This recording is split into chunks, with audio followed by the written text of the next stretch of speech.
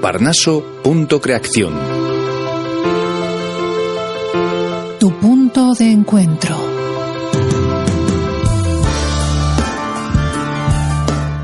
Un documento sonoro para ti, que eres de ciencias o de letras.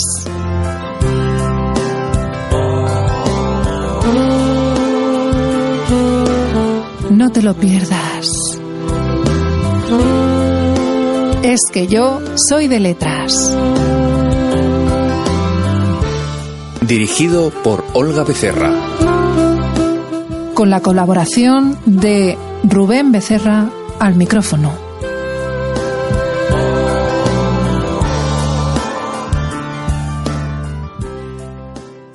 Hoy nos acompaña José Barros Campos, nacido en Pontevedra.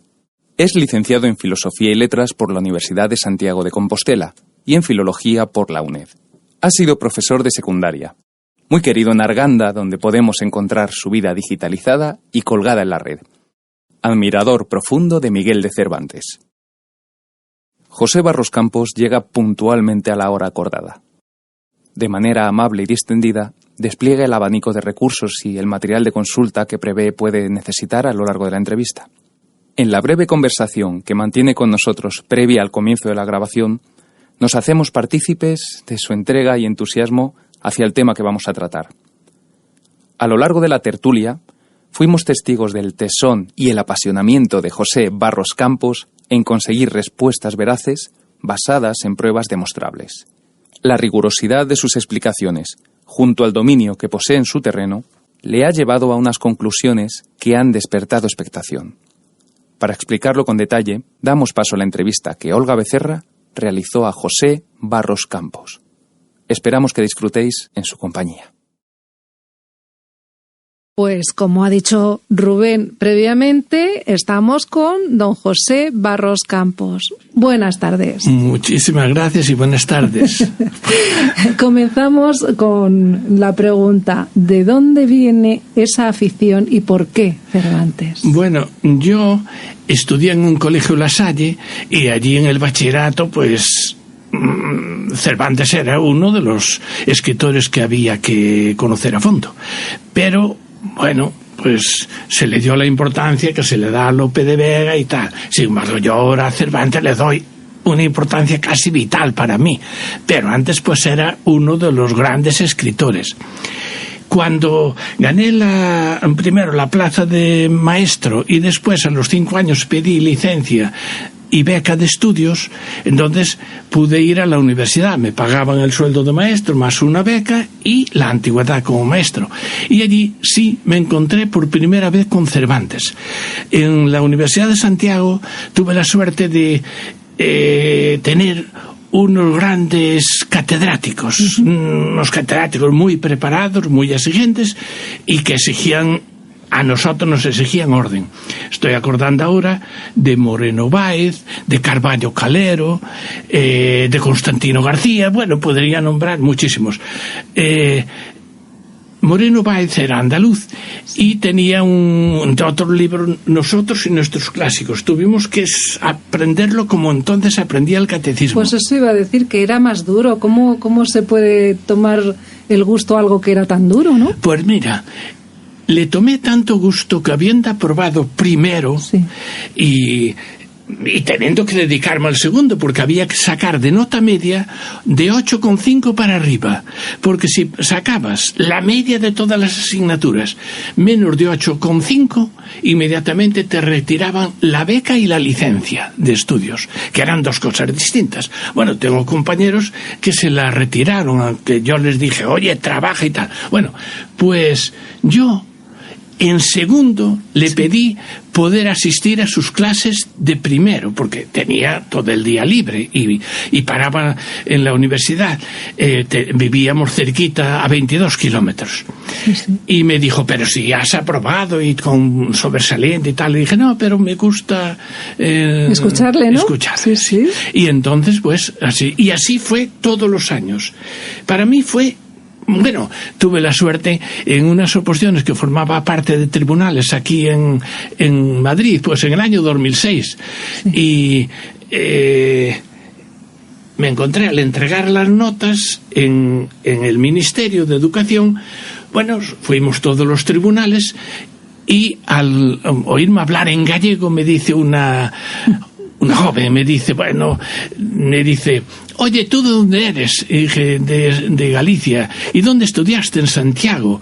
¿Y qué tal? Dije, hombre, tuve unos profesores fenomenales, entre ellos, y el primero, sin yo conocerla de nada, era Moreno Báez. Claro, era la hija. Le dijo, yo soy la hija. Y, hombre, déjame darte unos besos y tal y cual. Qué sorpresa, ¿no? Qué bonito. Sí. Bueno, pues estos profesores, sí, una vez ya sacada la licenciatura en románicas y sacada ya la plaza de profesor agregado, me destinaron primero a Fuenlabrada. Y después de Fuenlabrada pedí Villarcayo. Bueno, y dirás tú, ¡qué salto! Bueno, pude pedir Galicia, sí, pero no pedí Galicia. ¿Por qué? Yo estudié gallego en la asignatura a lo largo de los cursos con, sí, un catedrático fenomenal, Carballo Calero.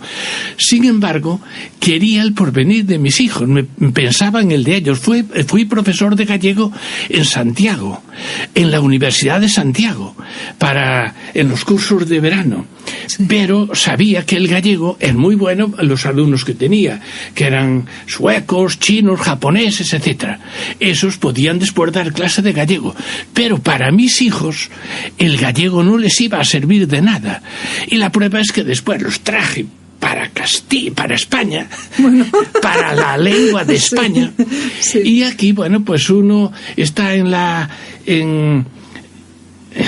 es el jefe de negociado de Facenda de Galicia, en el gobierno de Galicia. Sí, sí. Otro está, o sea, los tres están, bien otro en el Ministerio de Trabajo y otro está, que es el que te hablé hace un momentín de él, es el encargado de dar el visto bueno para la venta de los M400, que se llaman, que se construyen en Sevilla. Y esa plaza no la sacó a dedo, la sacó en una oposición en la que se presentaban 5 militares de cada nación de las que contribuyen a sí, sí, pero claro, esto no le viene a él solito, tiene un padre que está estudiando. Les exigí, sí, yo también les exigía, claro. Bien, pues cuando llegué después a Villarcayo, me dediqué dije, voy a sacar otra carrera, y traté de sacarla, y saqué la de lenguas hispánicas. Sí. Pero la tuve que sacar por la UNED, porque al ser ya licenciado no me daban licencia de estudios. Sí, sí. Y me encontré unos profesores pésimos. ¿Ah, sí? Tan pésimos, o sea, que decimos lo bueno y lo malo. Sí, tan pésimos que la que me examinó de gallego era una catalana que no tenía idea ninguna del gallego. Yo contesté en gallego, como en la UNED contesté en francés a los exámenes de francés, y me dice la catedrática, no sé si era catedrática, no tenía idea del gallego, pero me examinó y me suspendió. Me suspendió. Entonces, bueno, pues pedí... ya digo, no quería volver a Galicia por la lengua gallega que se impone obligatoriamente en las escuelas, porque estoy en contra, aun cuando yo soy licenciado. Entre las lenguas estudié el gallego. Sí, no, pero entonces es que sí, vamos a ver, porque ahí no hay contradicción un poco, porque en un momento dado sí gusta esa lengua hasta el punto de estudiarla, pero sin embargo no se ve que se tenga futuro para los hijos, ¿no? Claro, y un padre busca el futuro para los hijos. El bienestar y el futuro. Claro, y entonces, bueno, pues... vine para Madrid y para Arganda del Rey.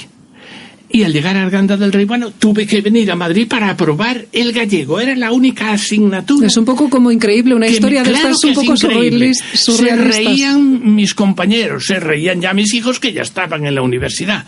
Como yo, profesor en la Universidad de Santiago de gallego, se me suspende aquí por unos profesores que no tienen idea de gallego.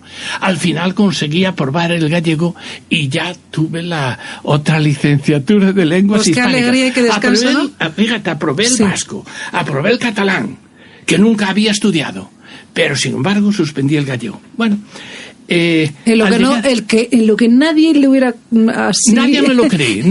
Claro, es que es un pero poco... claro, se lo puedo enseñar por las notas. Sí. Pero le digo, la profesora que me examinó por la UNED en Burgos era una catalana. El profesor que me examinó aquí era un andaluz. Y claro, no tenían idea. Estábamos en la época de la UCD. Claro, y en la UCD era todo a dedo. Era la política, bien, ¿no? Sí, claro, era todo político, pero mal preparados. Bien, cuando llegué a Arganda, pues me di cuenta que llegaba cerca de las tierras de Cervantes. Y entonces empecé a recorrer Arganda, a leer libros sobre Cervantes, y el primero que leí fue el de Manuel Rodríguez Martín y Chacón. Era un cura de Arganda que lo escribió hacia 1980. El título del libro es Arganda del Rey en apuntes para su historia. Este señor cura pues propugnaba la posibilidad de que Cervantes hubiera sido de Arganda. De todas formas, de allí eran la familia materna de Cervantes. Entonces yo dije, voy a ver si saco algo en claro. Allá en Villarcayo, los pueblos de la zona de Villarcayo se llaman Cea, Valdenoceda, Quecedo, Quenocedo. Todos tenían relación con las luchas nuestras de los españoles contra los vascos en épocas antiguas. Sí.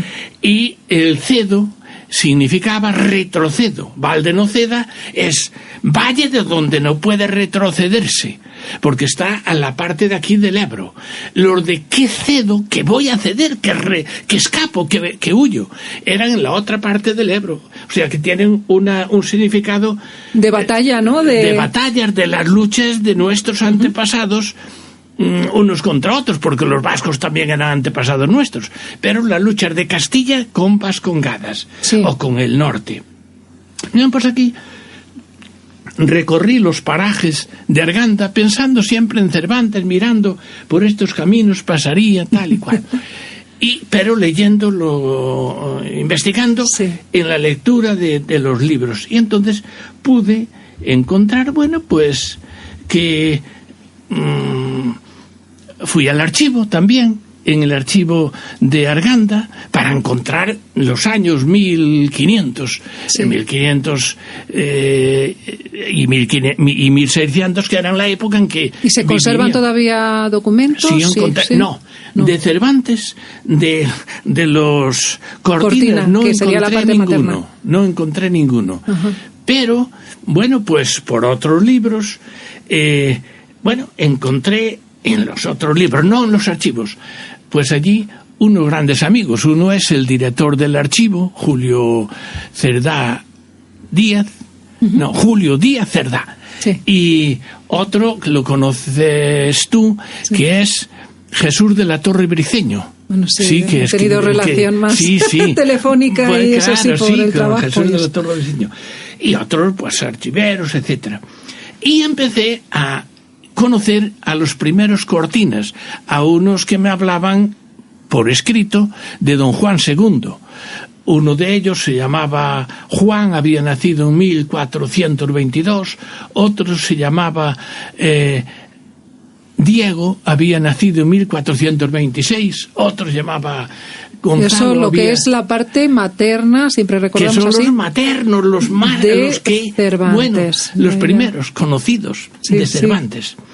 Y a través de ellos, bueno, pues conocí pues a los padres, a los tíos de Miguel de Cervantes. De Miguel de Cervantes Saavedra. Que siempre, pues eso, ha habido mucha relación, Miguel de Cervantes, señor Barros Campos. Es que como que no veo que se ha dedicado mucho al estudio, a trabajar en el terreno, ¿no? Porque, claro, por ejemplo, igual me lo preguntas más tarde, cuando descubrí el apellido Saavedra, yo pensaba estaba en la cama pensando, mirando, y un día ya me levanté, empecé a mirar documentos y saqué la conclusión. pero eso, si es que me lo preguntas... Sí, lo voy a preguntar, por supuesto, porque es que estamos hablando de los Cortina como parte materna de Miguel de Cervantes, y resulta que nosotros siempre hemos oído hablar de un tal don Miguel de Cervantes Saavedra, donde está Miguel de Cervantes Cortina como debería ser. Sí. Entonces, ¿por qué esa diferencia de apellidos? ¿De dónde vamos viene? A ver, en aquella época, ¿se cambió de apellido o cómo va la cosa? En el siglo XVI, XVII, XVIII, y por desgracia actualmente, los chavales, los hijos, tú puedes cambiar los apellidos. Claro, eso para los investigadores les trae unos problemas enormes, pero no solo para los investigadores, sino también problemas jurídicos. Yo se lo contaba a los alumnos en el instituto. Cuando se dio esa autorización de que los hijos pudieran cambiar de apellido, les dije, estos problemas van a ser para vosotros de mayores, porque sacáis una licenciatura y vosotros ahora os llamáis Pedro Sanz Beteta. Pero dentro de 5 años os vais a llamar Rodríguez Santoya. Pero allí en la universidad o en el instituto donde vosotros estudiasteis no existe ese segundos apellidos vuestros, y os van a crear una serie de problemas.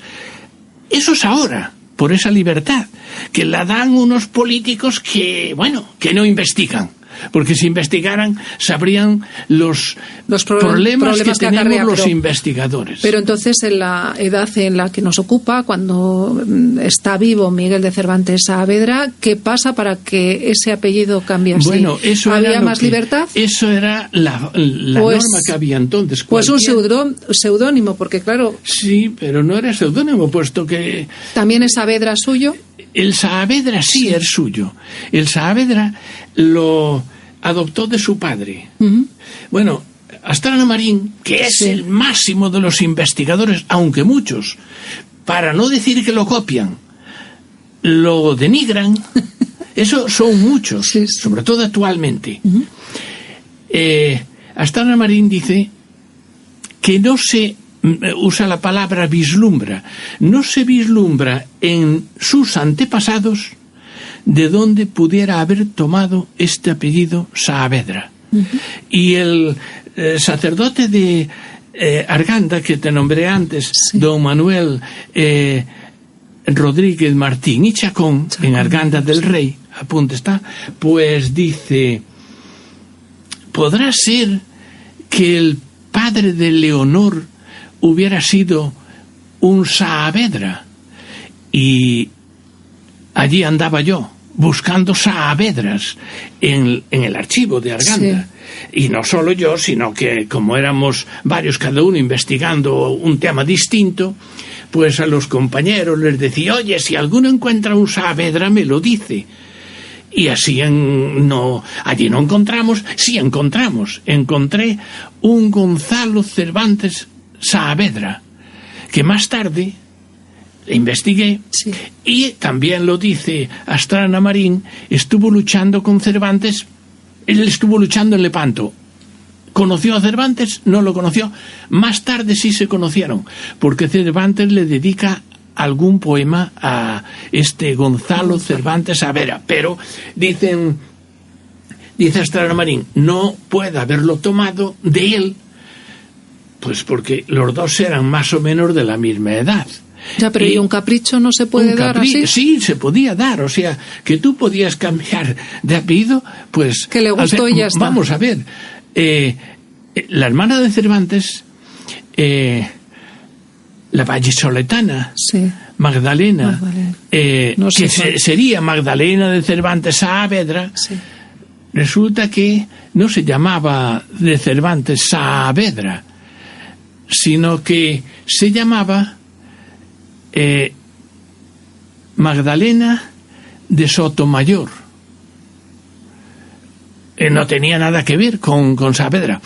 Pero cuando murió, en la partida de defunción, en San Sebastián, en la iglesia de San Sebastián de Madrid, consta que murió la hermana de Cervantes, Magdalena de Jesús.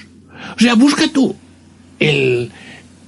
cuando se enterró la hermana de Cervantes, y allí puedes saberlo si lees por la hermana de Cervantes. Sí, o sea, que os vuelven locos a los investigadores esos cambios. No sabemos dónde nació Magdalena de Cervantes y por qué.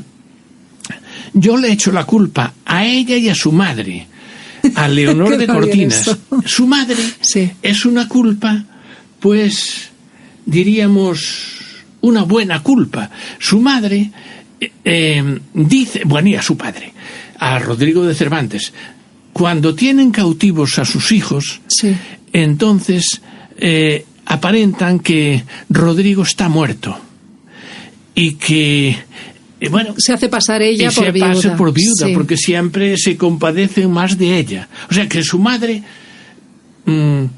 y su padre se consideran uno muerto y el otro y la otra viuda para conseguir por un buen fin, aun cuando el fin no justifica los bienes, pero es un buen fin que tenemos que admitir.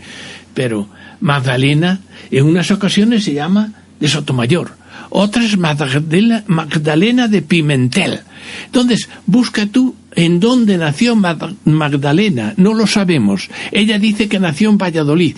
Yo creo que no pudo nacer en Valladolid. Si nació en Valladolid en 1552, Rodrigo de Cervantes estaba en la cárcel. En 1552 y hasta enero de 1553 estaba en la cárcel. Suponemos, o suponen, que Leonor, dejando a los otros hijos con su madre, se marchó a ayudar a su padre a su marido que estaba en la cárcel, consolarlo.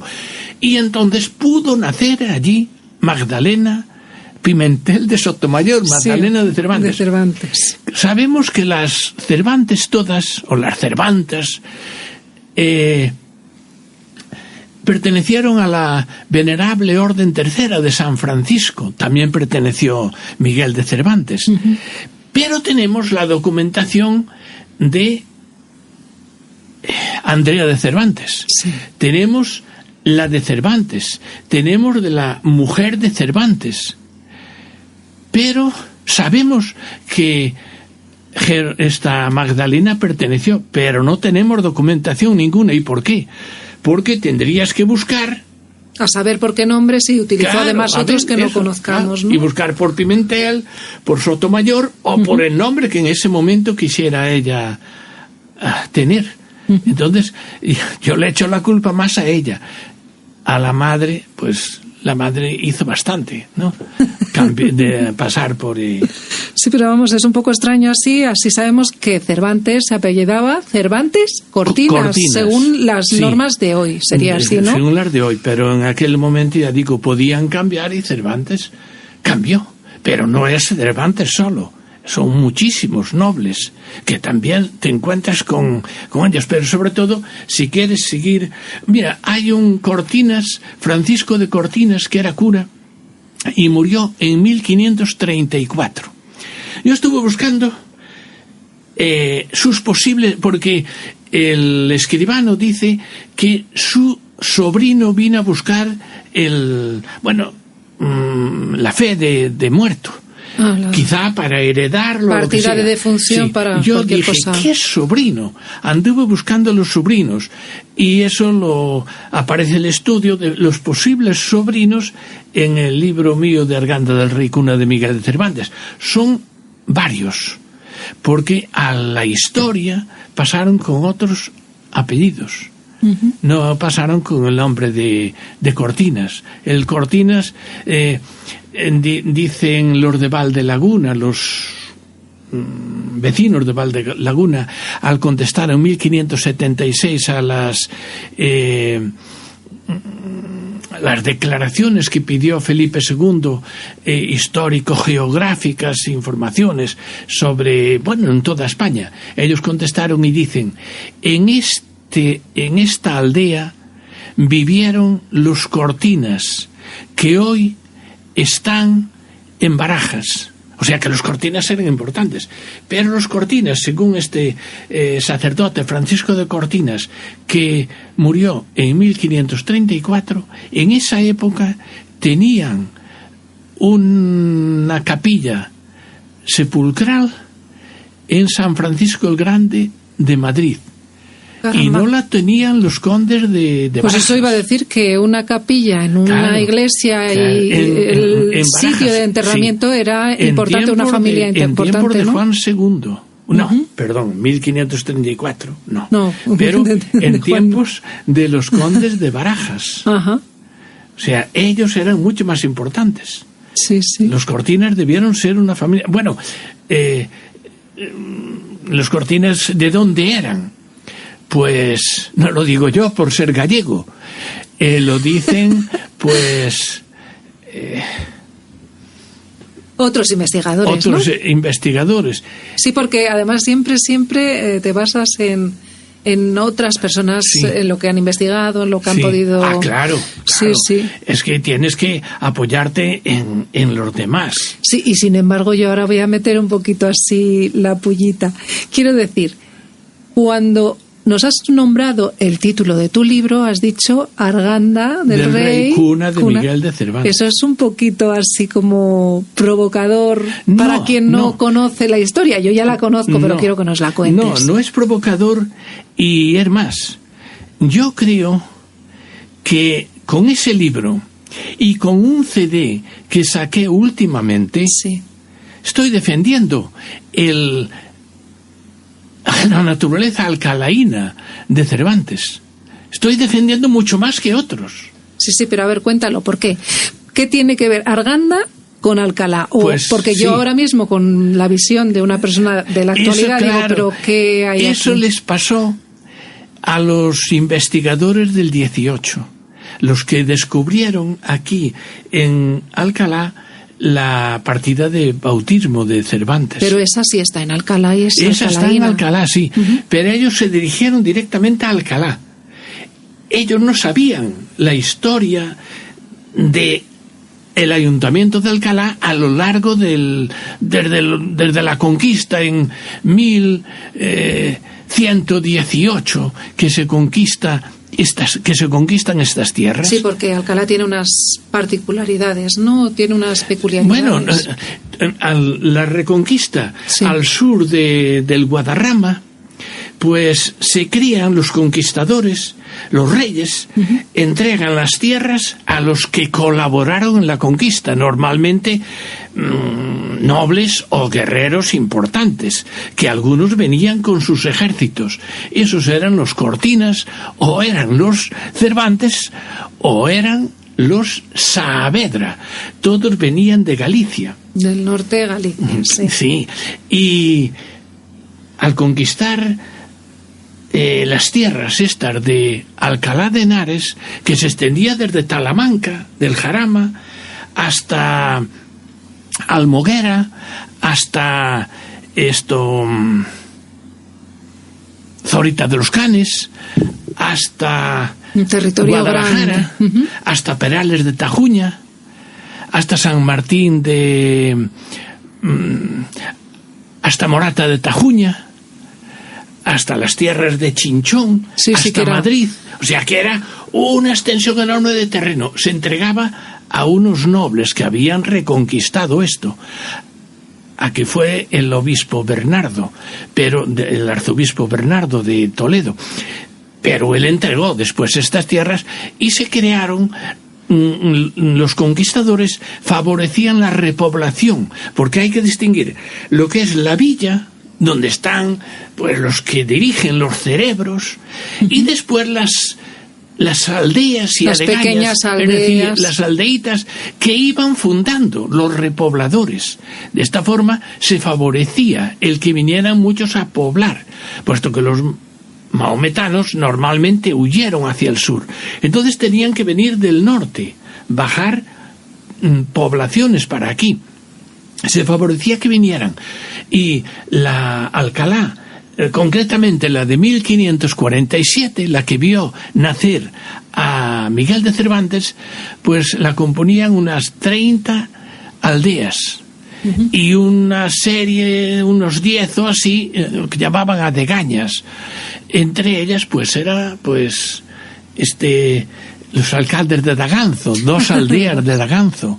Daganzo, estaba Torrejón, Daganzo. quizá no lo sé, Torrejón. Pero vamos, Torrejón también, Loeches, los pueblos de alrededor, claro, que formaban Campo Real, Orusco. Sí, uno solo, o sea, que estaban dependientes, vamos a decir, todos legalmente de aquí, Alcalá. A Alcalá. Y si yo, por ejemplo, nacía en Daganzo, era alcalaína. Tú eres alcalaína. Y Cervantes, al nacer en Arganda del Rey, era alcalaíno. Yo nací en una aldeíta de Galicia, y esa aldeíta es una parroquia, que le llamaban en aquella época Colación. Sí, que dependía de un ayuntamiento. El ayuntamiento mío se llama Cuntis. La Colación o la parroquia mía se llama Santa María de Troans, fundada quizá por los troyanos cuando huyeron aquellas guerras de Troya. Y troyanos, desaparece da para otro. Pero así viene. Sí, y Cuntis es la capital. Yo en mi carnet de identidad te lo puedo enseñar, lo tengo aquí, como tenemos obligación de andar con él, y pone natural de Cuntis.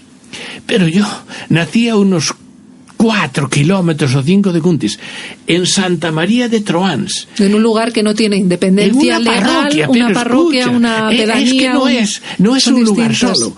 Troans lo componen aún actualmente 15 aldeas. 15 aldeas, fíjate tú. Sí, o sea que es para que nos hagamos a la idea de que entonces Alcalá funcionaba así, ¿no? Funcionaba así. Alcalá y todo hacia el sur, o sea, las reconquistas se fue haciendo sobre todo al sur, y se llamaban los comunes de villa y tierra. Fue la forma de, una vez reconquistadas las tierras al sur del Guadarrama, o sea, las tierras de Madrid para abajo, o un poco más arriba, o Segovia, pues se iban repoblando de esta forma, comunes de villa y tierra. Capital, en donde estaban los dirigentes, los cerebros, era la villa, que en este caso es Alcalá de Henares, y la tierra era las distintas aldeas diseminadas que hoy son distintos ayuntamientos de Alcalá que no tienen ya relación con Alcalá de Henares, pero que hasta, por ejemplo, Arganda perteneció a Alcalá de Henares hasta 1580-81, o sea, varía. Sí, con lo cual lo hace a Miguel de Cervantes sigue siendo era alcalaíno, aunque hubiese en aquel nacido momento. Teóricamente. Hoy si hubiera nacido en Arganda, sería argandeño. Claro. Entonces, Cervantes es no solo alcalaíno por haber nacido en el ayuntamiento de Alcalá, sino también argandeño. Pero en una conferencia que tuve en Arganda, les dije, no vaya esto a servir para quitárselo a Alcalá. Cervantes tuvo 2 madres, podríamos decir. Una madre biológica, que podríamos decir lo abandonó, y una madre adoptada o adoptiva. Sí. Y la madre adoptiva es Alcalá de Henares, la villa de Alcalá de Henares, donde él se vino a bautizar y que por tanto también es su madre religiosa, pero bueno, era la que defendía. Cuando venía el invasor, pues la gente huía, si podía, dentro de las murallas de Alcalá. Pero había una diferencia muy grande. Todos eran alcalaínos. Pero después, los de Campo Real se distinguían de los de Arganda. Unos eran argandeños y otros campeños. Y se distinguían de los otros. O sea que realmente los argandeños tenían, yo muchas veces se me escapa, tenemos, porque me considero, pero no, tenían 2 nombres, mientras que los alcalaínos eran más pobres, solo tenían el nombre de la capital que les daba. Entonces había Antonio del Castillo, sí, en sus estudios sobre Alcalá de Henares, y algunos más, pero Mayoral, Moraga, y otros distinguen lo que es morador de la villa alcalaíno morador de la villa de Alcalá y alcalaíno morador de las aldeas. ¿Quiénes tenían más privilegios? Los moradores de la villa. De la propia villa. Claro. Pero de todas formas ellos vienen, luego la familia viene a vivir a Alcalá. La familia de Cervantes. No. ¿No? No. La familia de Cervantes, a partir de 1551... Bueno, no se marchan, pero vamos que... Mira, en 1551 venden 1552. Venden la casita, la casa o piso que tienen aquí en Alcalá. ¿Pero no la habitaron nunca, entonces? Sí, sí la habitaron, puesto que, vamos a ver, los primeros es que hubo varios Cervantes en Arganda, en Alcalá. Primero hubo, allá por el año 1509, llegan un corregidor para Alcalá, nombrado por Cisneros, y un teniente corregidor, que eran al mismo tiempo... que venían a ser lo que eran los alcaldes, hacían pero la vida... justicias mayores también, sea que... la vida, vamos a decir, política, pero también la de guarda, salvaguarda de la población. Menos lo religioso, ellos lo dominaban todo. Sí, una autoridad bastante... Y llegan aquí en 1509, potente. Allá en febrero de el 22 de febrero, pues reúnen en la calle en la plaza de la Picota. ¿Y cuál es la plaza de la Picota? Es la plaza de los Santos Niños, la actual de los Santos Niños. Sí, donde está la magistral. Sí, la magistral es posterior a aquellos momentos. Reúnen a los representantes, los alcaldes de barrio, lo que ahora llamamos alcaldes de barrio, que éramos en cada una de las aldeas había un representante, un subayuntamiento, dependiendo del ayuntamiento principal. Y entonces vienen todos los representantes de esas 30 aldeas con sus pequeños ayuntamientos y allí aceptan el código promulgado por Cervantes y firmado por Cervantes el 6 de febrero. Ellos, a los 16 días, el 22, lo aceptan todos, delante del corregidor mayor. Que ese corregidor es también Cervantes, un tal Cervantes. Era Pedro de Cervantes y el abuelo de... nuestro Miguel. De nuestro Miguel, claro, porque era Juan de Cervantes, el casado con Leonor Fernández Torreblanca. Esos están aquí, esos están aquí en 1509, ya viven aquí en Alcalá. O sea que sí que se corrobora entonces que viene de familia más o menos importante, pero, por distintas cosas. Sí, pero por lo que sea, en 1510 Cisneros nombra un nuevo corregidor y justicia mayor para Alcalá de Henares, que es un tal Barrio Nuevo. Entonces los Cervantes se vuelven a Córdoba. Y ya desaparecen. O sea, la casa en que habitaron desaparece. Más tarde, los Cervantes, pero ya no el que vino como corregidor, sino que su teniente corregidor, es decir, Juan de Cervantes, el abuelo de Miguel, pues va de teniente corregidor para Cuenca, ya por el año... él era letrado en el Ayuntamiento de Córdoba y desaparece pues alrededor del 1523 y ya aparece en Cuenca, es teniente corregidor en Cuenca, pero el comportamiento fue malísimo, pernicioso para él mismo.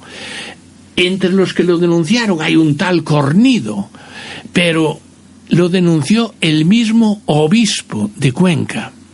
Tal era la actitud del abuelo de Cervantes, el Juan de Cervantes. A mí me queda, después de oírte hablar y estas cosas, me queda un vamos a decir, piropo. Has pateado muchísimo. Es admiración, desde luego. Es que mira, has pateado muchos archivos, Bueno, he leído muchos libros y buena memoria, o sea... Sí, tienes que metértelo todo y para saber distinguir. Entonces, sí, no, es que es complicado muchas veces meterte en tu propia familia y decir, voy a ver quién era el tío, que era el abuelo de no sé quién, y no sé qué, y es muy difícil a veces, cuanto más así que no pues, se les conocía. Pues lo denuncian. Sí. Entonces tiene que marcharse para Córdoba. Deja de abogado que lo defienda un tal Cañizares. Lo defiende, pero fue castigado el abuelo de Cervantes. Cuando estaba en Córdoba, pues lo llama para Guadalajara el cuarto duque de Mendoza, don Diego Hurtado de Mendoza. Don Diego Hurtado. Y se marcha. No como corregidor ni teniente corregidor, sino como consejero en el gobierno de los Mendoza de Guadalajara. Y a pesar de las denuncias que había tenido y de las acusaciones, siguen confiando en él. Bueno, casi como ahora. Hago el pequeño chiste. Y este Diego Hurtado de Mendoza, viejecito, se enamoró. Bueno, viejecito más joven, se enamoró de una gitana. No, viejecito, porque esa gitana, cuando él murió, pues tenía un hijo de ella ya mayor, el arcediano Martín de Mendoza, el arcediano Gachí, etcétera, se le llama. Y ese tuvo una hija con la hija de Juan de Cervantes. Con una de las hermanas. María de Cervantes. ¿Con una de las hermanas no, o la hija hermana? De Juan de Cervantes, con María de Cervantes. Espera que yo me pierdo. María de Cervantes con la hermana de Cervantes, con la hermana de Miguel. De Miguel. O sea, Juan de Cervantes está allí con toda la familia. Sí, no, porque hubo también una tía un poco casquivana también, una tía de Cervantes, bueno, ¿no? Sí. Ah, bueno, y te dije hermana de Miguel, no, con la tía de Miguel, estoy hablando de la tía de Miguel. O sea, Juan de Cervantes está allí con sus hijos. Allí ya tiene al padre de Miguel, a Rodrigo, tiene el mayor de todos, Juan, el de la calzonera, y tiene a esa María de Cervantes. La casquivana que le llamo yo, de Miguel. La ligerita. Sí. Y tiene una hija que se llama Martina, le llaman Martina, y apoya los caprichos del duque viejo, todos los caprichos. Cuando cuando muere el viejo, hacia 1530, finalizando, pues sube al gobierno de Guadalajara el quinto conde o duque de Mendoza, que es don Íñigo Lope de Mendoza. ¿Y qué es lo que hace don Íñigo Lope de Mendoza? Pues claro, echar a Juan de Cervantes, porque había condescendido con todo lo que quería su padre, el viejo padre, y a él no le agradaba, porque dejó era también quedarse sin dinero también de su herencia. Dejó mucha herencia a la gitana, a la madre de Martín el arcediano. Bien, entonces, ¿qué hace don Juan de Cervantes? Se viene de Guadalajara, se viene para Alcalá. Estamos en el año 1532. Y desde aquí denuncia al Íñigo Lope de Mendoza y a su hermano Martín, el clérigo, el arcediano, el gitano, que es el padre de esta... El gitano, en los tiempos de su padre, pues había firmado un documento que si la abandonaba por alguna razón a María de Cervantes y a la niña pequeña que tenía, que eran mujeres, las indemnizaría con 600.000 maravedís. ¿Eso qué supone al día de hoy? Porque pues, sí lo he oído, pero era una buena cantidad, ¿no? Era una buena cantidad, claro. Era para darse una fiestecita, ¿no? Fíjate que no se lo pagaron, Íñigo Lope de Mendoza no pagó esa cantidad. Entonces el juicio primero lo ganaron los Mendoza. Claro, eran los Mendoza frente a un buen abogado, Juan de Cervantes. Pero Juan de Cervantes se vino a la litigar audiencia, aquí, a Valladolid. Ajá. Sí, y el 25 de septiembre de 1533 recibió un gran alegrón, después de estar en la cárcel de Valladolid, recibió un gran alegrón. Le consiguió para su hija y para su nieta los 33.000 maravedís. No, los 600.000 maravedís, no 33.000. Tuvieron entonces que pagarlos todos. Maravedís. Sí, con ellos compraron la casa que fue casa de los Cervantes después. O sea, por tanto tenemos... La de Valladolid. Compraron la de Alcalá. La de aquí de Alcalá. La que situamos en la calle de la Imagen, enfrente a la del... O sea, la casa que hoy consideramos la casa de Cervantes. La compran entonces. O sea que tenemos... están allí ya. Gana el pleito. Pero esa casa es de los Cervantes, vamos, de María de Cervantes, ¿hasta cuándo? Hasta que la vende, es decir, que fue desde 1500, no sé exactamente la fecha de la compra, pero es posterior al 33, 34. De todas formas, ya posiblemente sea en el 34 o quizá en el 33, tan pronto como tienen el dinero, y puede ser anteriormente, cuando ve que va a ganar. ¿Hasta cuándo tienen esa casa? Hasta 1551 que la venden. Entonces venden la casa y se marchan todos para Valladolid, que es donde tienen el problema. Otra vez van a la cárcel. Van dependencia. Y conoce entonces Rodrigo de Cervantes la cárcel en donde estuvo su padre Juan. Pero más tarde será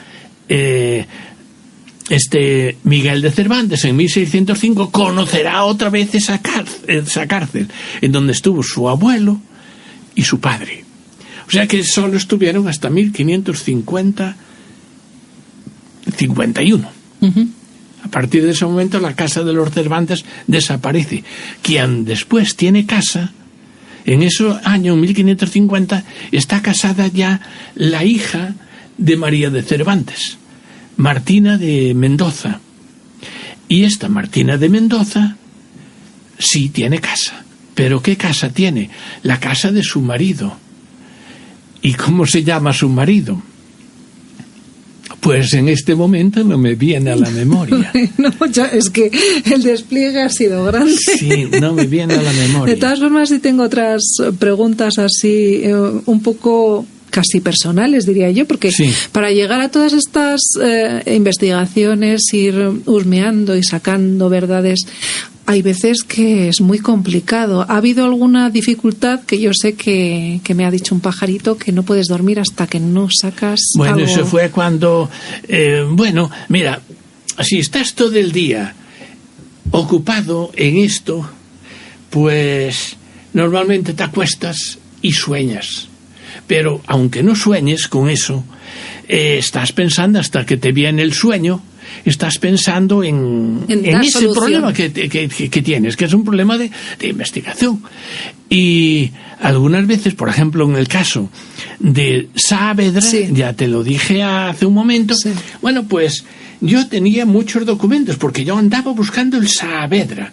Me decían todos que no había relación con el Saavedra. Ya te dije Astrana Marín, pero como todos copian Astrana Marín, y Astrana Marín dijo que podría ser el Gonzalo Cervantes de Saavedra, que lo tomara por amistad y tal, todos lo siguieron.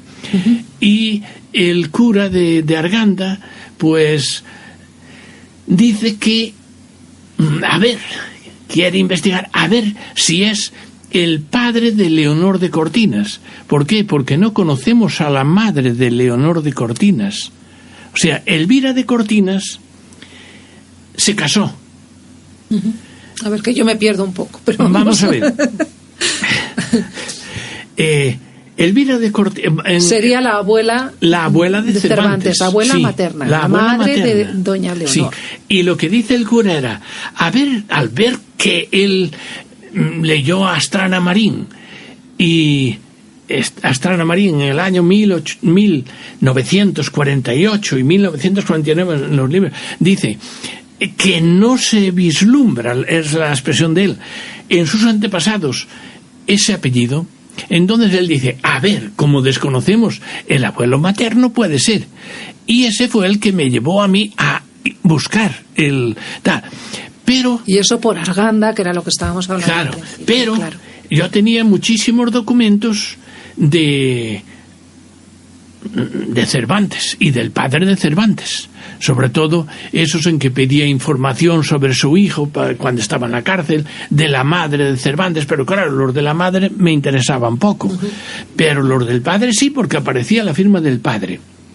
Entonces en todos ellos vi algo que era como una S, como una L, una mala S, que sí, que en el libro es, en el CD has recogido. En el CD lo recojo muchos, pero ya digo, todos. Que si colgamos alguno de los artículos, también los que nos están oyendo los podrán ver. Porque sí, lo pueden ver, y además pueden ver esos mismos, esa misma S en un libro que sacó Protocolos de Madrid, subvencionado por la Comunidad de Madrid en el año 2001. A mí me lo regalaron en Protocolos y bueno, me sirvió para sacar ¿Pero esa S es parte de Saavedra o se tomaría más parte de lo que es la rúbrica, de lo que es el garabato? La rúbrica, lo que verán es, en cualquier autógrafo o firma del Rodrigo de Cervantes, verán la S. Esa la vieron, ese libro que yo tengo en casa, que se titula 20 documentos cervantinos.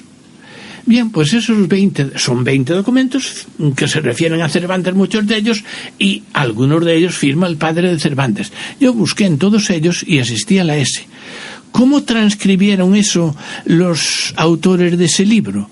Pues lo transcribieron considerando que la S pues no tenía valor ninguno. Y ellos, lo que se ve a simple vista, Rodrigo de Cervantes, nada más. Entonces yo con esos decía, pero ¿y esto que hay debajo? Miré en todos y saqué la conclusión. Me ayudó también un inquilino que tengo, que firma y no sé cómo se llama, Barciano, bueno, como se llame, y Soltrajo, sí, y pone una S. Solo pone la S. Dije yo, bueno, como mi inquilino pone la S. Entonces lo comprobé en todos. Y ya digo, se puede comprobar. Esa S estaba ahí. Sí. Uh-huh. Que hemos estado hablando mucho de Cervantes como persona, pero como escritor hay muchas cosas también que te has metido a investigarlas y demás. Pues, por ejemplo, habíamos estado hablando en las previas que tenías que hablarnos un poquito de la lengua y los dialectos del Quijote. Bien, la lengua de Cervantes. Sí, la lengua de Cervantes. Porque, vamos a ver. Cervantes tiene la misma lengua que tienes tú. Bueno, claro. Con la fonética de aquel momento. Sí. Es decir, tiene el castellano, pero dentro de la dialectología de esta zona central. El mejor castellano era el de Burgos, hasta el siglo XVI. A partir del siglo XVI, bueno, los reinos eran los reinos de Castilla, con centros en Burgos, en León, en Asturias, etcétera, o Valladolid. Más tarde, la importancia se traslada al sur.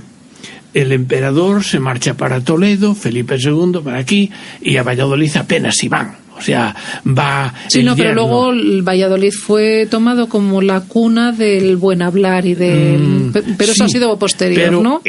La mejor lengua ya en el 16 finales se consideraba la de aquí de Madrid, con esos defectos, con los dialectos de Madrid. Entonces yo no me interesaba la dialectología de Cervantes, me interesaba la del Avellaneda. Yo leí o sea que has estudiado lo que se dice la Avellaneda para centrar... Y estudié a Cervantes para entonces compararlos. Sí, porque tienes una muy curiosa teoría que luego vamos por ella. Sí, bueno, pues mira, yo leía, y casi todos los autores, Astrana Marín también, consideran que la Avellaneda fue escrito por Jerónimo de Pasamonte. Jerónimo de Pasamonte pues tiene un libro que se titula Vida y Trabajos de Jerónimo de Pasamonte. ¿Quién era este? Era uno de los que llevaban a galeras, condenados a galeras, y que dio la libertad Don Quijote, porque son hechos reales. O sea que Cervantes escribe sobre la realidad. La realidad, ¿no? Y la hace ficción. Y uno de los liberados, además el cabecilla de todos, el que les dijo a los demás, apedreémoslos, y apedrearon al pobre Cervantes y al pobre Quijote, y al pobre Sancho, sí, al pobre Quijote y al pobre Sancho. Bien, pues este Jerónimo de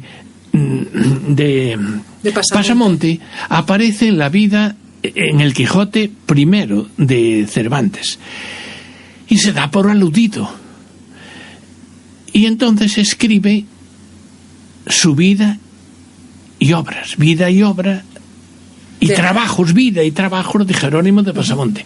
Yo lo leí, pero más que disfrutando de la lectura, buscando el aspecto filológico. Y me fijé sobre todo en el leísmo, laísmo, loísmo. Vosotros los madrileños, que usáis el mismo dialecto de Cervantes, sois leístas todos vosotros. A ver, un ejemplo para que se entere. Mira, a las niñas a los niños trátales bien. Ese es el ejemplo mejor. A los niños trátales bien. Es un leísmo que no está admitido por la Real Academia, pero todavía es peor el a las niñas trátales bien. Eso ya suena demasiado mal. Ese es el leísmo. Vosotros lo utilizáis aquí siempre. Vosotros no utilizáis los trátalos. Eso hace Cervantes. Pero yo en Jerónimo, que Cervantes es leísta. Es leísta. Pero yo, al estudiar Jerónimo de Pasamonte, encontré que Pasamonte era loísta. Con lo cual no casa con... Nada. Entonces, estudié la dialogología que había ya estudiado antes. Estudié a Zamora Vicente, a distintos autores, a Menéndez Pidal, y todos ellos me dicen que en Aragón se utiliza los átonos, los pronombres de tercera persona etimológicos. Es decir, se utiliza para masculino el lo, para femenino el la, y para neutro el lo. Siempre dirigiéndonos a objeto o complemento directo. Complemento directo. Y le para todos cuando es complemento indirecto. ¿Qué hacéis vosotros los madrileños o alcalaínos o toledanos? Usáis el le para complemento directo. Y algunas veces el le para complemento directo femenino. Algunas veces aparece. En Vida y Trabajos de Jerónimo de Pasamonte no aparecía tal tratamiento. No era leísta. Entonces dije, este no puede ser. Que lo que han atribuido el Quijote de Avellaneda, a ver si lo sitúo así, Jerónimo de Pasamonte, están equivocados, según tu parecer, no estudiaron. Porque el leísmo... Mira, yo soy gallego, y se me escapa sin yo querer. Pues mira, el decirte, hoy me levanté a tal hora. Vosotros no decís así, vosotros decís, hoy me he levantado. Sí. O sea que cada dialecto dentro del castellano, pues es específico de una zona. Entonces yo estudié el leísmo en Avellaneda, en el Quijote, en los dos Quijotes y en el Persiles. Y dividiendo los casos etimológicos, los casos bien usados, por los casos no etimológicos, es decir, leísmo, laísmo y loísmo. El loísmo, a los niños dalos este libro. Sí, que chirría. O dalas este libro a las niñas. Bueno, pues sumando todos los casos etimológicos, es decir, lo, la y le, los, las y le, y los casos no etimológicos, es decir, los leímos, los sumé todos, dividí y me dio en el Avellaneda el cociente 3,13. ¿Qué quiere decir ese cociente 3,13 del leísmo de Avellaneda? Pues quiere decir Sí. que por cada leísmo que encuentres en Avellaneda, encontrarás 3 con 13 loísmos, es decir, casos etimológicos. ¿Y cuántos encontré en el Quijote de 1605? Encontré, en la primera parte. en el primer Quijote. Encontré 327. O sea, Avellaneda 313. El Quijote de 1605, 327. Y el Quijote de 1615, 337. Pero eso quiere decir que están muy parejos, están muy similares, porque son ¿no? escritos por la misma persona. Claro, es lo que yo trato de demostrar, que el que escribió los Quijotes escribió también el Quijote de Avellaneda, pero nunca los escribió Jerónimo de Pasamonte, un aragonés. ¿Y qué cociente hay entre los casos rectos o etimológicos y los oblicuos o loísmos, leísmos, laísmos en el Persiles? Pues 3,5. Mucho. Esto será 3,5 es la... Sí. Es decir, coinciden exactamente, pero no solo coinciden en eso. Coinciden en otros aspectos, en las asimilaciones. A ver, ¿qué es una asimilación? Vamos a ver, una asimilación es el juntarse.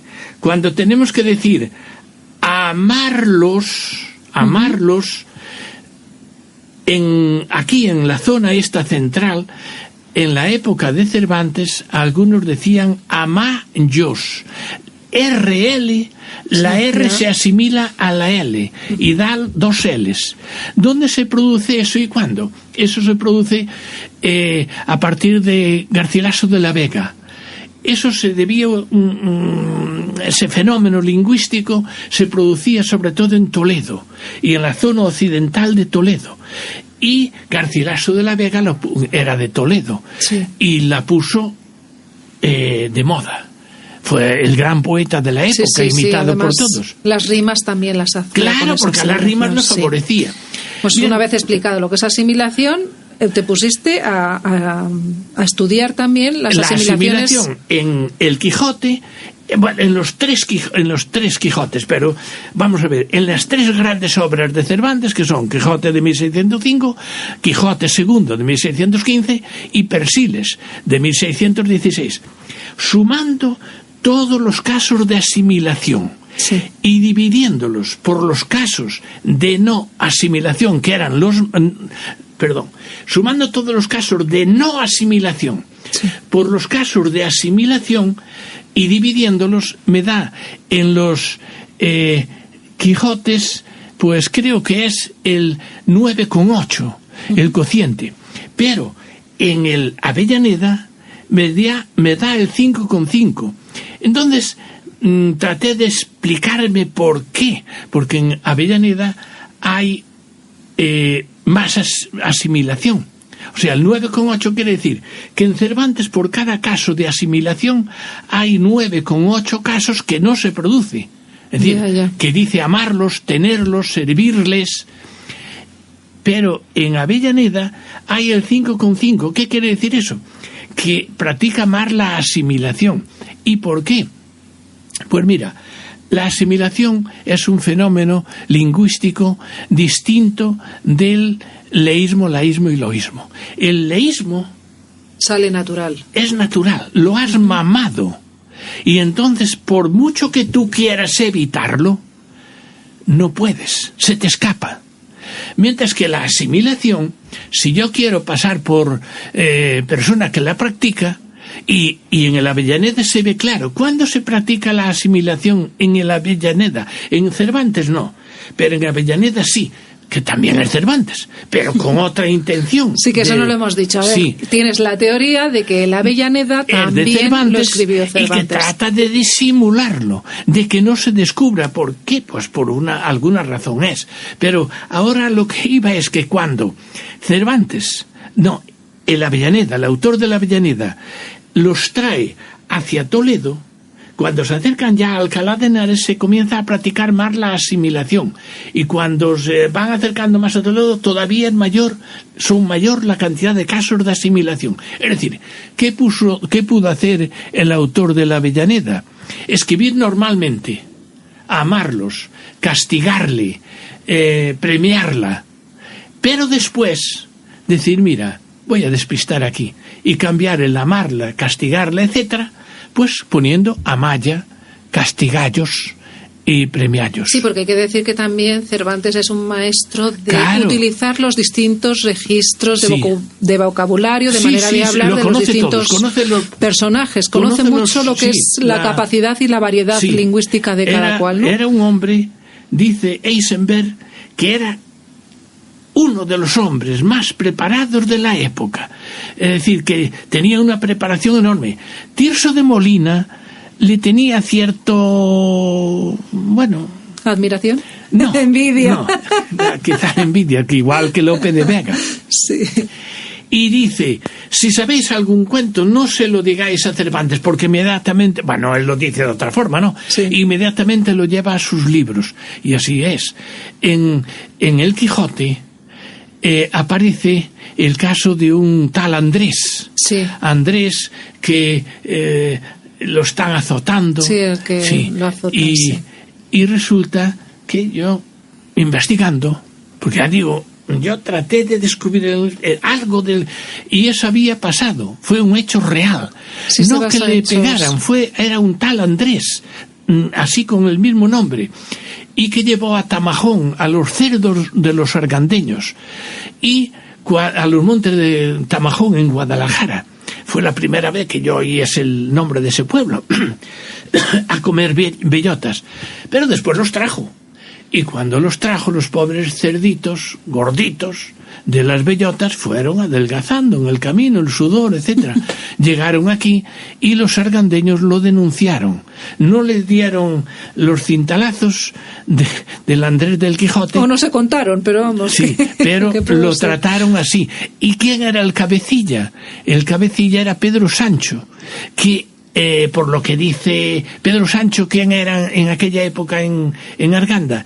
Era el carnicero de Arganda, el carnicero oficial del ayuntamiento de Arganda. O sea, que utiliza nombres reales y tal. Claro, ¿En el Avellaneda también se utilizan esos nombres reales o ahí se despista más? Bueno, un nombre real es el Fernández. La toponimia sí, porque eso sí lo has estudiado, la toponimia sí. Pero también el nombre del autor.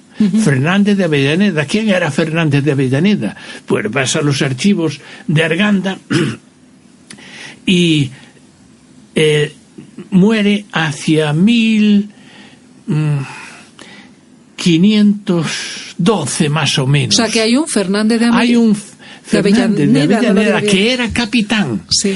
Y que Cervantes, cuando estaba libre, cuando no tenía trabajo, pues se venía muchas veces a ver la tierra de sus antepasados. A todos nos gusta. Uh-huh. Yo hace tiempo que no fui y cuando voy a mi tierra, pues es una aldeíta pequeñita y yo paso por los montes y aquello y voy lleno de recuerdos para mí y de recuerdos de mis antepasados. O sea que hay que pensar que Cervantes también sería lo mismo, como todo, como somos todos. Uh-huh. Y entonces el caso de Andrés lo llevó, pero además lo llevó porque tenía consigo al Sancho Panza, que era, bueno, pues el hijo de ese Pedro Sancho, ya que Sancho Panza dice, si se trata de sangre, y es precisamente en el Avellaneda, dice, si se trata de sangre, yo soy uno de los mejores.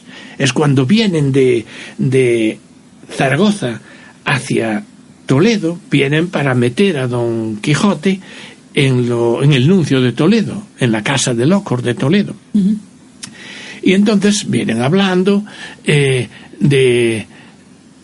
bueno, Don Quijote se considera el hombre más importante, el guerrero, la fama de él. Pero esa personalidad del Quijote sí es distinta en el Quijote de Avellaneda con respecto al cervantino, ¿no? Bueno, vamos a ver. Es un poco más engreído, está fuera de sitio. Vamos a ver. Coges el primer Quijote, el de 1605, y ese es un mal compañero de viaje.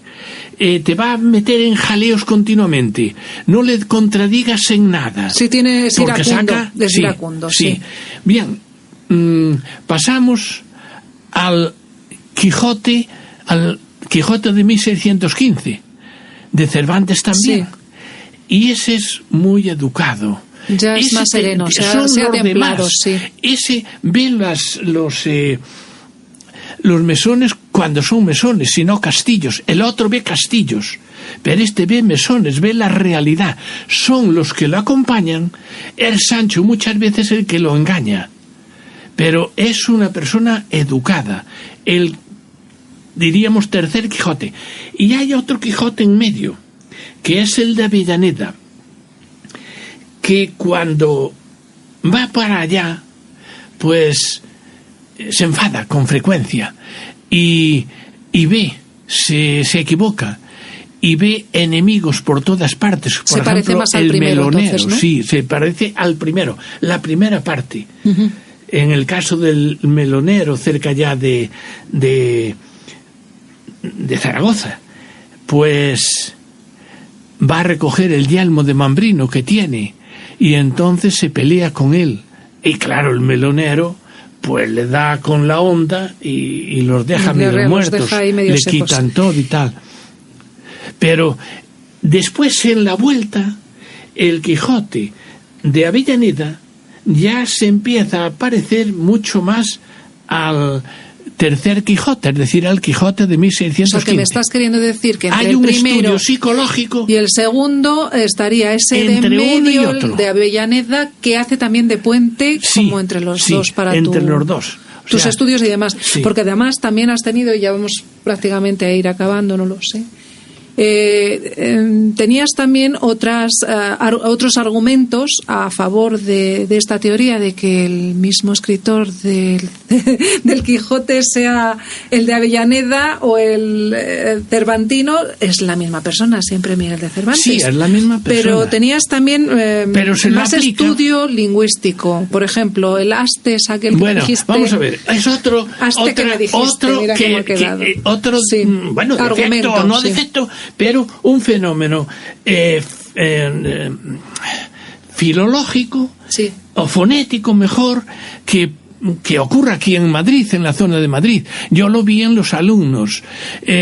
Profesor, me lo dijiste ayer. Uh-huh. Me llamaste, y en lugar de me llamaste. Es decir, el pretérito indefinido de segunda persona, de indicativo, bueno, el indefinido es de indicativo siempre. El de segunda persona, en lugar de temer es temiste, de venir es viniste, y de cantar es cantaste.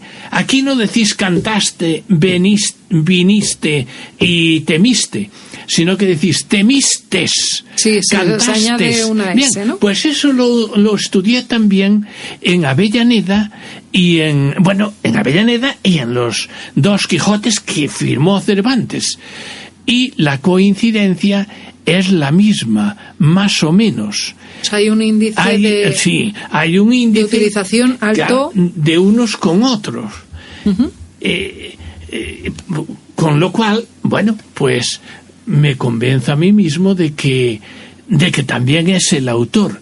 Pero es más, tengo un estudio que estoy ahora en él. Sí, a ver, cuéntame. Que es la religiosidad de Cervantes. Sí. Es decir, Cervantes era judío, como dicen algunos. Pues he leído muchos libros, pero saqué una conclusión. Sí. En una conferencia que di en Arganda, allá hace ya mucho tiempo, en los años 90, 80 y tantos, me regalaron un libro de El secreto judío de Cervantes, quizás sea de los 90, si no sé exactamente. El secreto de un tal Erradón Ameal. Lo leí muchísimas veces. Erradón Ameal, secreto judío de Cervantes. Defiende, bueno, no solo él, va nombrando los que coinciden con él. Hay teorías que dicen que él era converso recientemente la familia, que no era una familia de cristianos viejos. Que los Cortinas eran cristianos viejos, no solo lo sabemos por su origen, sino también porque ahí, en donde está el campo de fútbol, en el pueblo ese de... ¿Cómo se llama el campo? A ver. Barajas. En Barajas hicieron la esposa de un Diego Sánchez Cortinas, pidió hacer una investigación para librarse como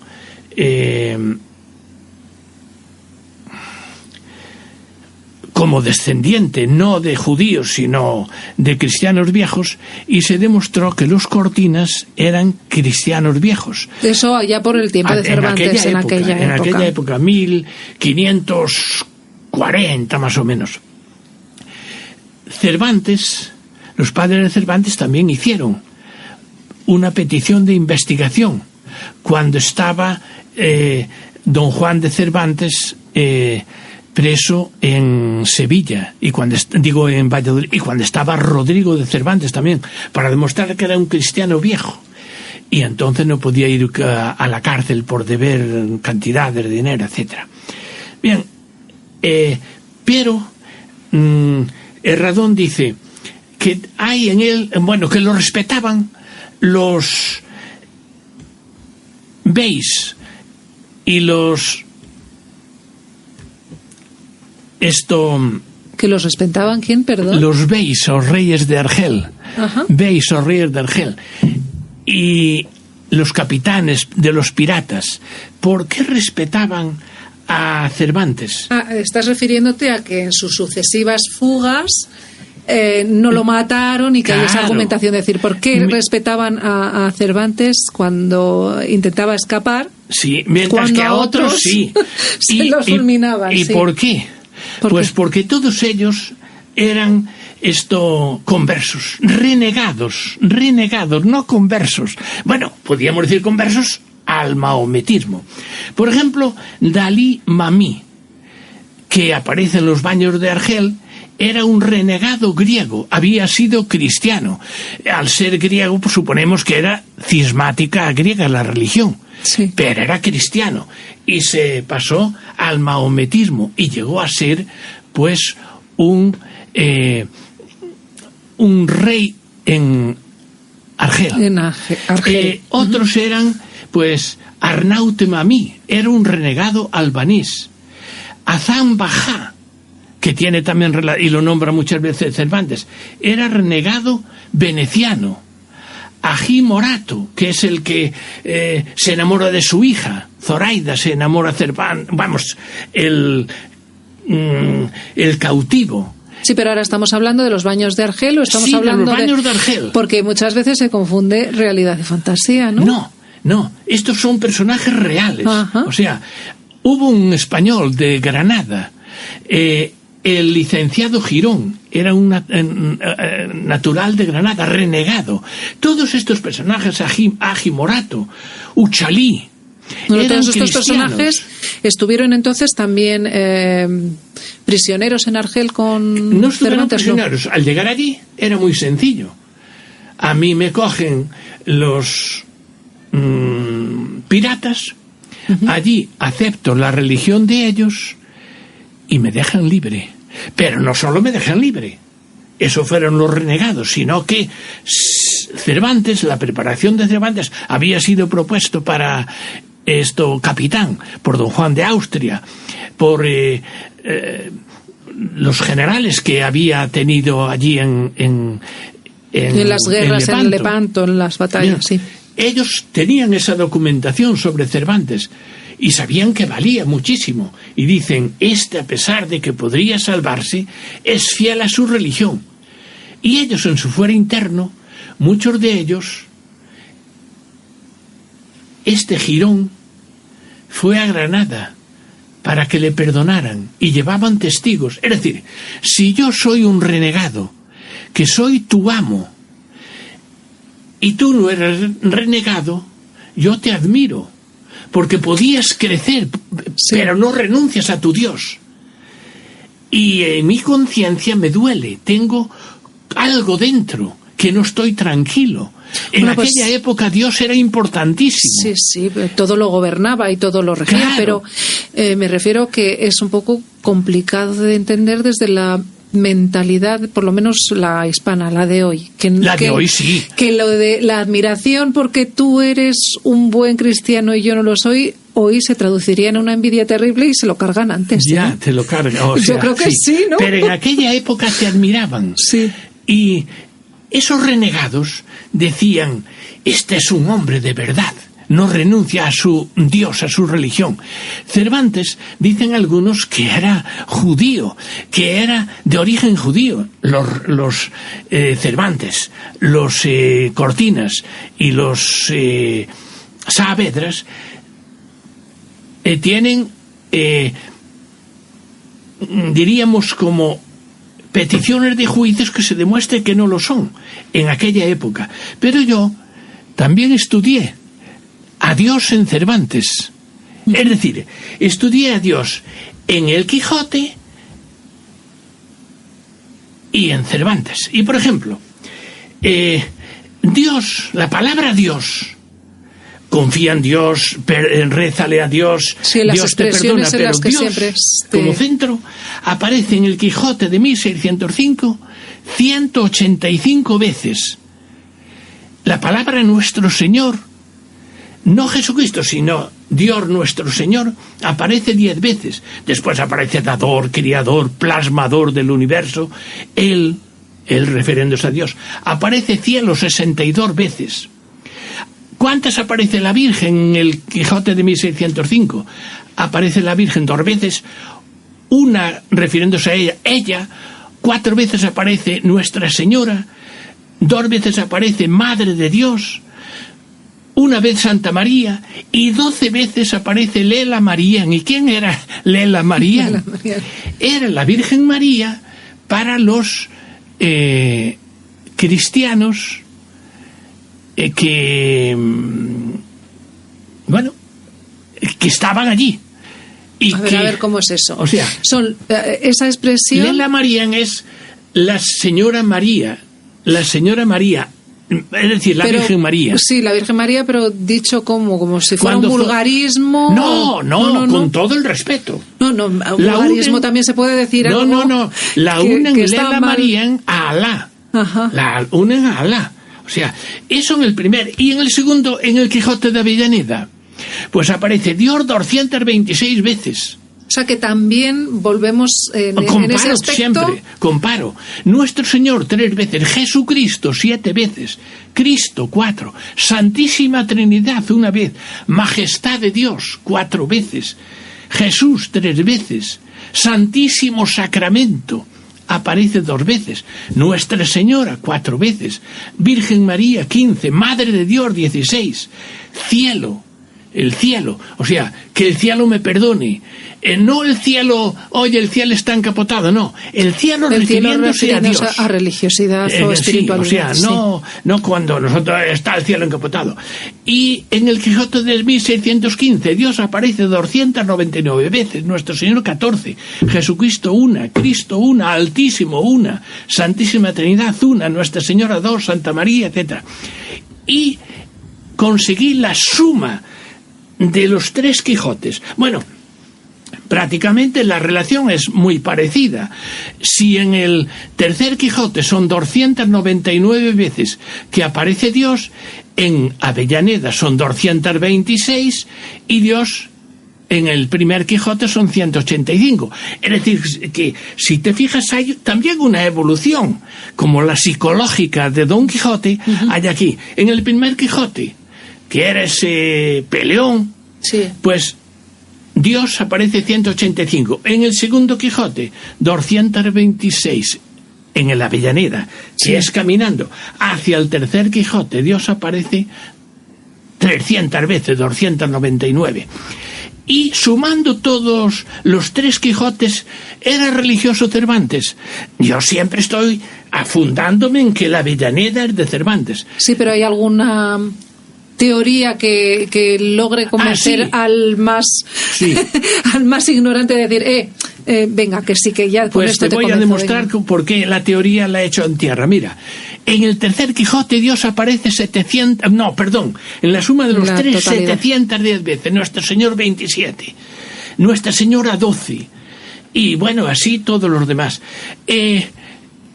Muchos dicen que el autor es Jerónimo de Pasamonte, ya dijimos antes, por la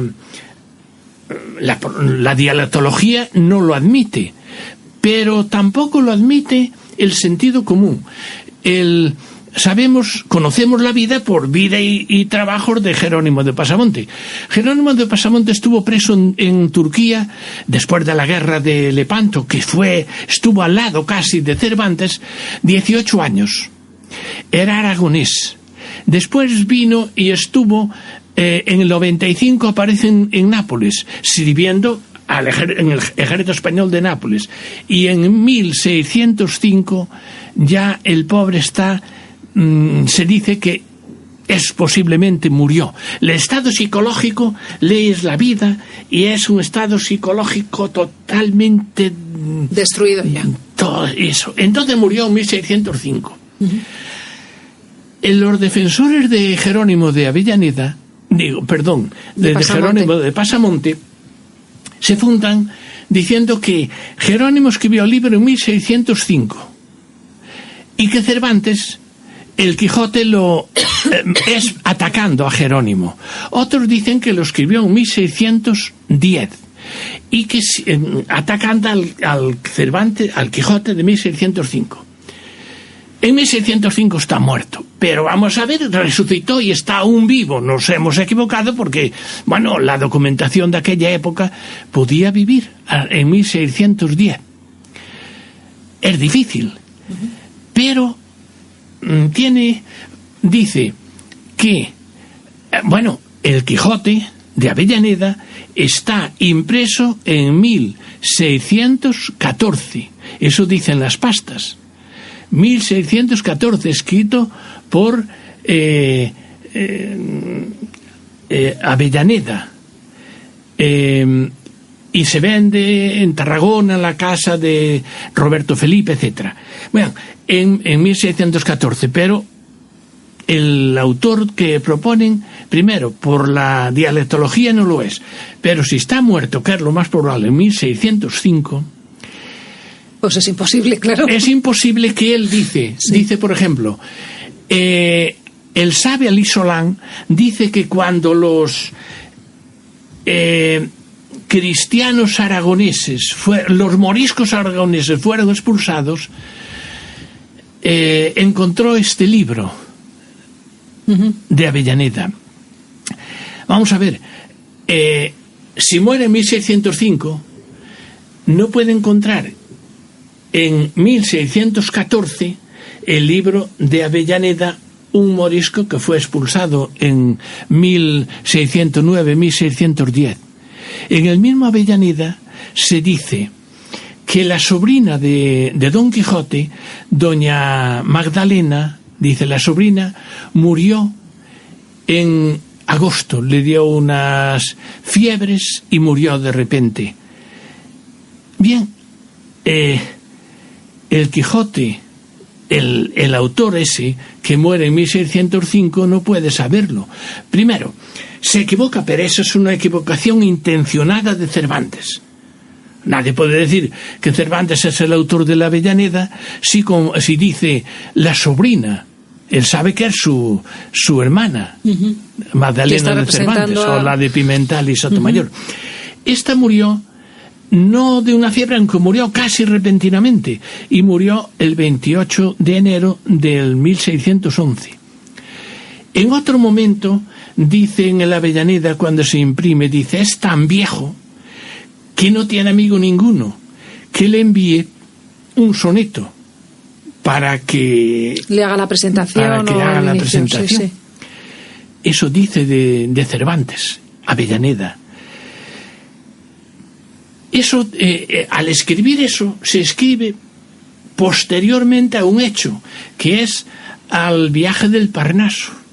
En el viaje del Parnaso, dice Cervantes en la primera edición, en los primeros libros que aparecen de la primera edición, en los primeros libros impresos, dice: pues ves que no me envían ningún soneto que ilustre de este libro la portada. Házmelo tú, pluma mía, hazme tú un soneto.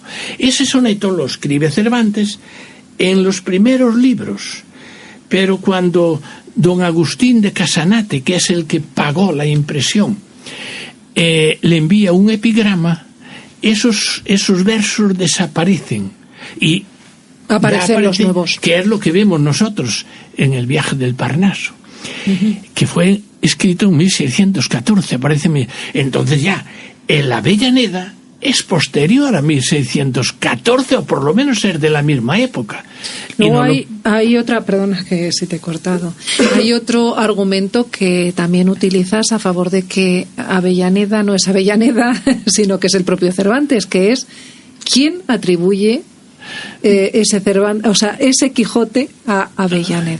Bueno, ese no, es el primero que se le atribuye es su autor, según mi parecer, mis estudios.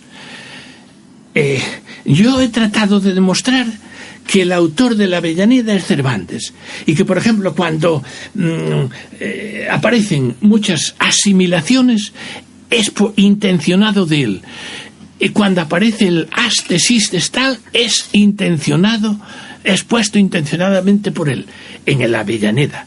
Pero no lo es cuando aparecen laísmo, leísmo y loísmo, porque eso no puede echárselo él de sí. He tratado de demostrar que es Cervantes. Entonces, ¿quién es el primero que atribuye a Avellaneda el ser el autor? Pues es el mismo Cervantes, que venía con Avellaneda muchísimas veces a verla. La Avellaneda tenía tierras aquí en Arganda, muchísimas tierras que arrendaba. Sabemos cuándo murió, no sé exactamente la fecha, pero tenía un sobrino en los Carmelitas y le dejó a una sobrina le dejó toda la hacienda. Y sabemos que esa sobrina, sabemos cuándo él murió, porque esa sobrina viene a interesarse por lo que le dejó su tío.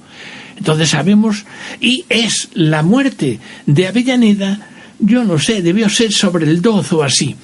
Es anterior a la aparición del libro de Avellaneda. Lo puede escribir Cervantes porque sabe, y ponerse a nombre de Avellaneda. Es más, es posible que lo tuvieran pensado ya los dos y que estuviera escrito. Es decir, el primero que atribuye a Avellaneda al Quijote de 1614 la autoría de Avellaneda es Cervantes. ¿Por qué? Bueno, pues vete a saber por qué. A lo mejor para decir, mira, así desvió la atención y no ven que he sido yo y que pues tengo tres Cervantes, o sea, tres Cervantes, claro, tres Quijotes en él. Él mismo se ataca a él mismo, claro. Entonces todos los cervantistas a lo largo del cervantismo dicen, ¿cómo va a ser Cervantes y atacarse a sí mismo? Pero vamos a ver, si yo estoy cojo, puedo atacarme a mí mismo, porque todo el mundo ve mi defecto. Y eso lo hace mucha gente. Luego hay otra curiosidad. El itinerario que se prometía en la primera parte se varía porque ya lo utilizó. Claro, sí. Pero eso también es curioso, ¿no? Más, lo mismo, ¿no? Es insistir en que no quiero saber nada con Avellaneda. A ver, o que no voy a hacer el mismo itinerario que ya tengo escrito. También, ¿no? sí. No lo sé, pero vamos, que con estas ideas tan interesantes vamos a tener que ir dejando el programa. Pues te lo agradezco muchísimo, porque eso es dar a conocer mis trabajos, pero es también una gran riqueza para Alcalá de Henares, puesto que si otros investigan en la Avellaneda, vemos como Alcalá no solo tiene al autor del primer Quijote o del tercer Quijote, sino también tiene al autor del segundo Quijote. Hay muchos Brandari, que antes se me olvidó el autor Brandari. Brandari tiene Reconstruyendo a Cervantes, el hombre que hablaba difícil, porque Cervantes creo que no sabía pronunciar bien. Él mismo lo dice también, riéndose de sí mismo.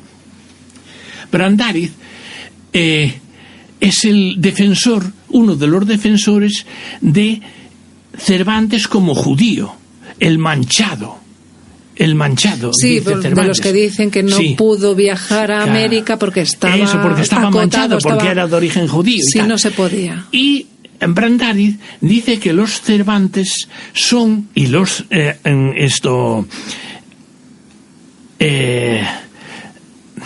el apellido de Cervantes, Saavedra. Los Saavedra. Y los Cervantes son de Lugo y de el norte, el de León, de Zamora, de esa zona. Sí. Y que aún existen los pueblos de Cervantes, los pueblos de Saavedra. Dice que él estuvo en el palacio de los Saavedra, que se conserva en esa zona, etc. Es decir, que hay muchos escritores que tratan de buena voluntad. Un escritor siempre actúa de buena voluntad, porque ni a Brandari le pagan nada, ni a mí me pagaron nada, ni a Astana Marín le pagaron nada. Sí, no, pero ahí no vamos a entrar porque ahora hay muchas teorías catalanas que dicen que si Cervantes... Bueno, es catalán, pero Brandari... Así que cuidado con esas cosas porque a veces... Sí, pero Brandari y muchísimos que lo siguen tienen Sligua, un autor norteamericano, creo que es polaco, así, pero que escribe en Norteamérica. Canavasio también. Son muchos los que ya ahora se tratan de apoyar, de inclinarse por Brandari. ¿Y por qué? Porque dicen que el Cervantes nacido aquí no tiene el Saavedra, por tanto es el Cervantes Cortinas.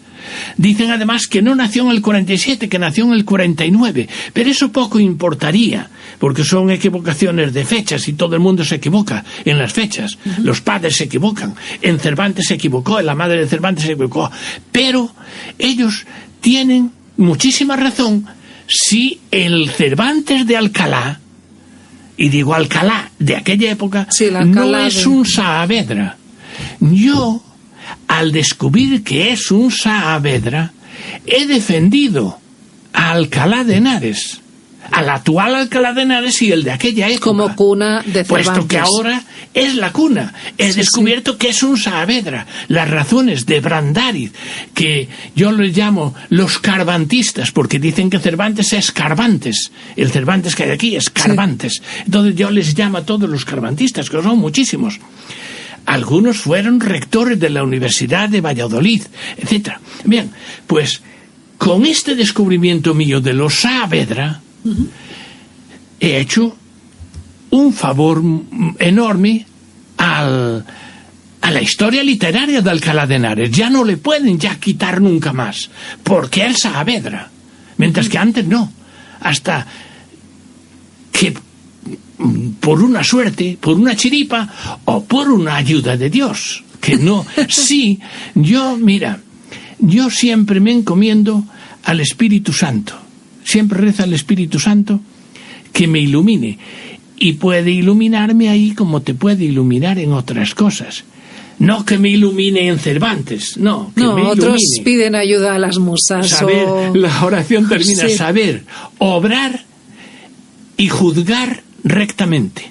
Obrar, es decir, que tú lo que obras que se está recto, haciendo con coherencia y buscando una investigación seria y rigurosa. Y juzgar, o sea, los juicios, este juicio de la Avellaneda, este juicio del Saavedra, que sean rectos, es decir, rectamente, no, bueno, que lo que tú dices, el hijo que tengo en Sevilla me envía muchas veces, me envió cómo Cervantes es un catalán. No, hombre, Sí. pero él me lo envió burlándose, riéndose Hombre, de los... No, riéndose. Yo desde luego Claro. no estoy con esas teorías, Claro. pero vamos, Sí. no estoy con esas teorías porque creo que están pagadas por políticos. Claro, y eso pero tiene sus riesgos, pero son ¿no? absurdas. O Sí. sea, cuando me las envía mi hijo y yo se las envía a otro, es, pues, casi podríamos decir, burlándonos de esa actitud De esas los ideas catalanes. peregrinas Claro, que se solía claro, decir claro, antes, ¿no? claro. Esas actitudes que ahora mismo es eso, pues... Pero pues, lo que quiero hacer constar... investigador a pago, a cobro Sí, revertido. lo que quiero hacer constar es Sí. que estas opiniones mías, bien, se pueden... los estudios que yo hice filológicos sobre ellos, o religiosos en el caso este último, los pueden hacer otros investigadores. Pero las conclusiones van a favor de Alcalá de Henares, del actual y del antiguo. Porque ya digo, el actual es la madre que educó, que crió al Cervantes olvidado, abandonado por su madre biológica. Sí, sí, Y cuando y ahora de hecho nos está ahí esa partida bautismal que no hay que olvidarse de Sí. ella, ¿no? Bueno, pero la partida bautismal por sí, yo en el libro ese que he escrito, Sí, no ves es- cómo muchísima gente iba a bautizarse a un sitio a otro. O sea, Sí, que por bueno, sí... pero eso nos vamos a callar un poco o Bueno. no, hay que decir la verdad. No, pero ahora la verdad Sí. es cruda, es Cervantes, era Rodrigo de Cervantes, y como no quería ser Cortinas por lo que sea, Saavedra, quizá por honrar a su padre, quizá por aquel respeto que teníamos antes a los padres. Antes el padre era, bueno, pues lo máximo que teníamos, Sí, la era- confianza de niño en el padre. Y quizá Miguel de Cervantes, esa confianza siguió siempre en él. Y entonces quería honrar al padre. Y cogió, porque era la familia pobre. Quizá eso. O sea, la familia de los Cortinas era riquísima. Dice Astrana Marín, la más rica de Arganda.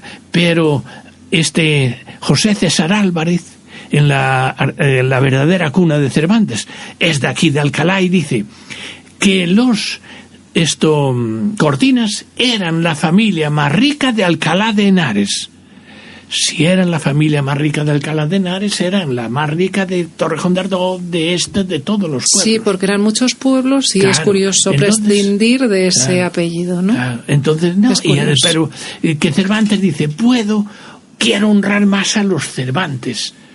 Quizá, bueno, pues vete a saber las razones oscuras. Y con estos pensamientos nos Este cuento despedimos. se ha acabado. Ahí estamos, nos Bueno, pues- despedimos dándote las gracias, José. Ha estado muy ameno, entretenido. Bueno, traté de estarlo. Simplemente eso, dar las gracias y un saludo muy fuerte y buenas lecturas. Es que yo soy de letras, un espacio patrocinado por... Sightfield, sonido e iluminación.